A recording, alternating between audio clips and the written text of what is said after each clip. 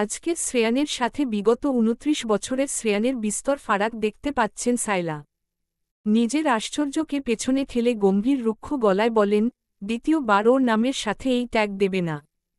ফলাফলে তুমি শূন্য পাবে। শ্রেয়ান তাচ্ছিল্য স্বরে বলল, সমাজে যারা মা হতে অক্ষম তাদের ট্যাগ তো একটাই, বন্দা। সেই হিসেবে ও কেন বাতিলের খাতায় থাকবে? বিনিময়ে সায়লা যা বলল তাতে শ্রেয়ান যেন আশ্চর্যান্বিত, বাক্রুদ্ধ হল, অত্যাচার্য গলায় অস্ফুট স্বরে বলল, মানে? শ্রেয়ানের মুখাবয়ব দেখে সায়লার যেন ভালোই লাগল, ব্যঙ্গার্থক গলায় কথাটি পুনরায় রিপিট করলেন, হ্যাঁ। প্রথা বন্ধা নয়, বরং তুমিই বাবা হতে অক্ষম ছিলে। আর প্রথা? সে তো তোমায় সর্বস্ব দিয়ে আগলে রাখতে চেয়েছিল। সত্যিটা জানার পর যদি তুমি নিজেকে তার অযোগ্য কিংবা অপূর্ণ মনে করে তাকে তোমার জীবন থেকে মুক্তি দিয়ে দাও, সেই ভয়ে অক্ষমতাটা নিজের ঘাড়ে নিয়ে নিল। ভালোবাসত তো, তাই তোমার হৃদয়ে দাগ দিতে চায়নি।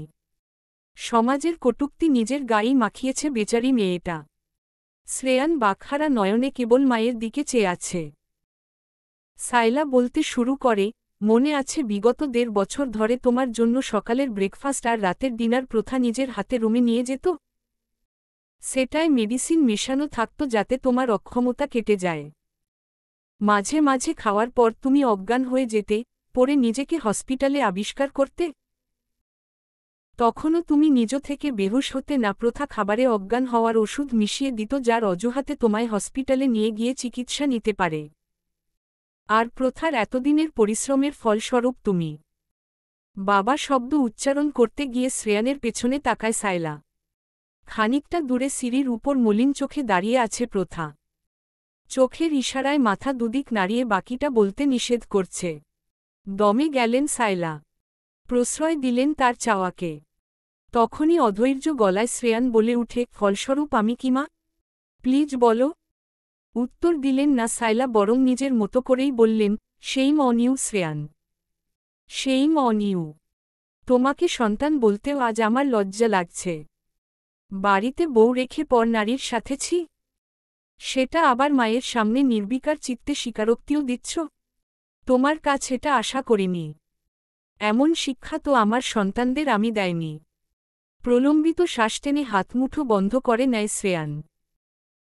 মায়ের প্রতিটি বাক্য তার হৃদয়ে ফোরফোর করে দিচ্ছে, কিন্তু সে নিজেকে সংযত কৌশলে ড্রয়িং রুম থেকে শুরু করে চোখের দেখা পুরো বাড়ির দেয়াল জুড়ে চোখ বুলিয়ে নেয়। সময় সময় ফোন করে যে অজ্ঞাত লোক শাহীন জওয়ানকে কিডন্যাপ করে এখন মেয়ে রে ফেলার হুমকি দিচ্ছে, সে যেন শ্রেয়ানের প্রতিটি পদক্ষেপের সংবাদ পাচ্ছে বাতাসের ঝাপটার ন্যায় দুর্বার গতিতে। কিন্তু সেটা কিভাবে সম্ভব? বাড়িতে কি তার অজান্তেই কোন গোপন ক্যামেরা বসিয়েছে ওই রাস্কেল?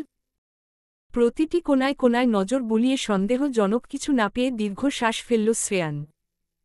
আপাতত কাউকে কিছু বলা যাবে না। কখনো কখনো খামোশি ও ভয়ঙ্কর উত্তর দেয় পরিস্থিতির।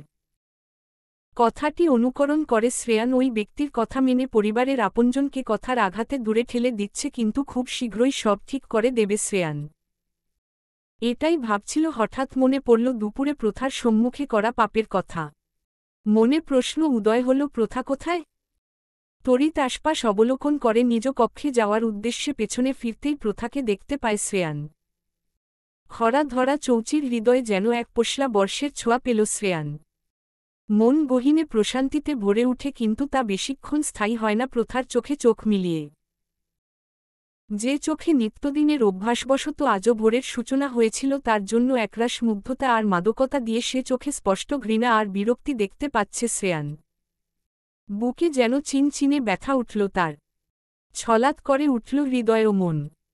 ঠোঁটের কোণে মৃদু হাসির রেখা বদলে রূপ নেয় অপরাধবোধের। মনে মনে আকুতি মিশ্রিত প্রতিজ্ঞা করে শ্রেয়ান, জান, তোমার চোখে আমার জন্য ঘৃণা সইতে পারছি না আমি। প্লিজ আর মাত্র কয়েক দিন ধৈর্য ধরো, তারপর সকল সত্যি বলে আবারও হৃদয় জয় করে নেব। কি করব বলো? তুমি যেমন আমার প্রাণ, ঠিক তেমনি বাবাও তো মায়ের স্বামী। বাবাকে সহি সালামতে মায়ের কাছে ফিরে দিতে না পারলে তো সত্যিই আমাকে সন্তান পরিচয় দিতে বিবেকে বাঁধবে। আপাতত আমার অমানবিক আচরণটুকু সহ্য করে নাও প্লিজ। একদৃষ্টিতে তাকিয়ে বিভিন্ন ভাবনায় বিভোর শ্রেয়ান দেখতে পেল প্রথা মাথায় এক হাত রেখে এদিক ওদিক কিঞ্চিত টলছে, চোখ দুটো বুজে নিতে চাইছে পিটপিট ভঙ্গিমায়। তৎক্ষণাৎ অস্থির ভঙ্গিতে এগিয়ে যায় শ্রেয়ান। প্রথা, কষ্ট হচ্ছে তোমার? রেলিং ধরে বহু কষ্টে নিজেকে স্থির করে প্রথা। হাত উঁচিয়ে শ্রেয়ানের উদ্দেশ্য বজ্রকণ্ঠে বলে, ও অপবিত্র হাতে আমাকে ছোঁয়ার মোটেও চেষ্টা করবেন না মিস্টার শ্রেয়ান জাওয়ান। থমকে দাঁড়ায় শ্রেয়ান। বিমূঢ় হয়ে তাকায় তার দিকে। কিছু মুহূর্তের ব্যবধানে এতটা কঠোর হয়ে গেছে প্রথা? কান্নার ফলে চোখ ফুলে উঠেছে প্রথার, চক্ষু হয়েছে রক্তিম বর্ণ।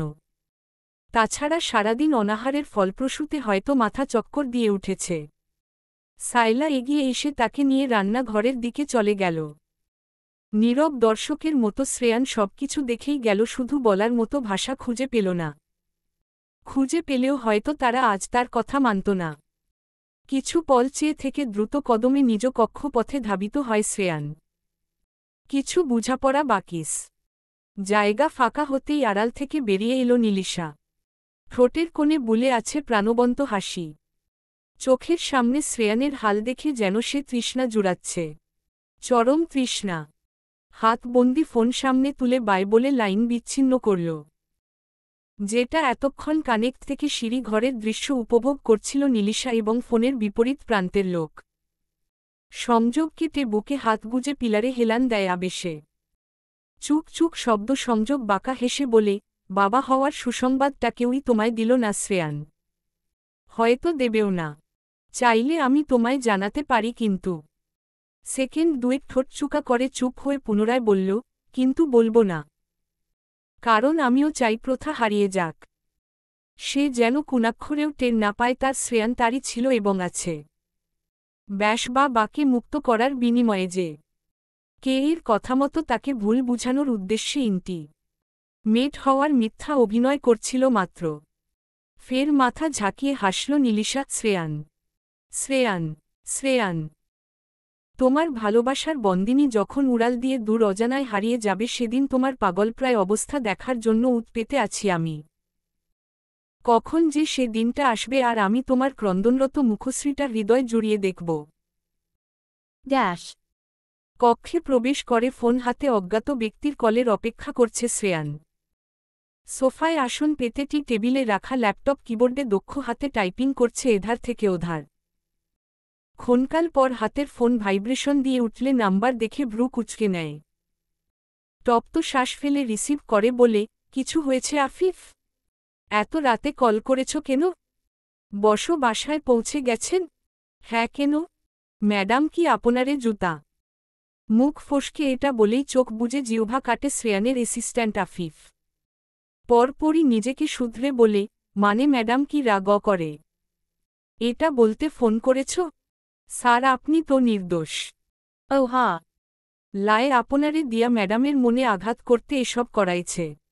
হ্যাঁ, লারে পাইলে কাইটটা ছিঁড়া লবণ। নীরবে আফিফের কথা শুনছিল শ্রেয়ান। তখনই ফোনে 6 ডিজিটের প্রাইভেট নাম্বার থেকে কল ঢুকে। নাম্বার চিনতে ভুল হয় না শ্রেয়ানের আফিফের কলকে। তড়িৎ সেটা রিসিভ করে কানে তুলতেই ভেসে আসে, আপনজনের চোখে নিজের জন্য ঘৃণা দেখে কেমন ফিলিংস হচ্ছে শ্রেয়ান জাওয়ান। চোখ মুখ শক্ত করে রইল শ্রেয়ান। ইচ্ছে করছে ওপর প্রান্তের স্ক্রাউন্ডেল ফোন থেকে টেনে হিচড়ে বের করে জানে মেয়ে রে দিতে। যা চেয়েছিস তাই হয়েছে, এবার তোর লোকেশন দে। লন্ডন। চোখ কান সজাগ করে বসা থেকে উঠে দাঁড়ায় শ্রেয়ান। ট্রাউজার পকেটে হাত পুরে এগিয়ে যায় বেলকনির অভিমুখে। ওপার থেকে পুনরায় আওয়াজ আসে, তোমার বিমান যখন লন্ডনে ল্যান্ড করবে তখন এয়ারপোর্টের বাইরে হুইল চেয়ারে বসে অর্ধমৃত অবস্থায় রিসিভ করবে তোমার একমাত্র সোকন ফাদার শাহিন জাওয়ান।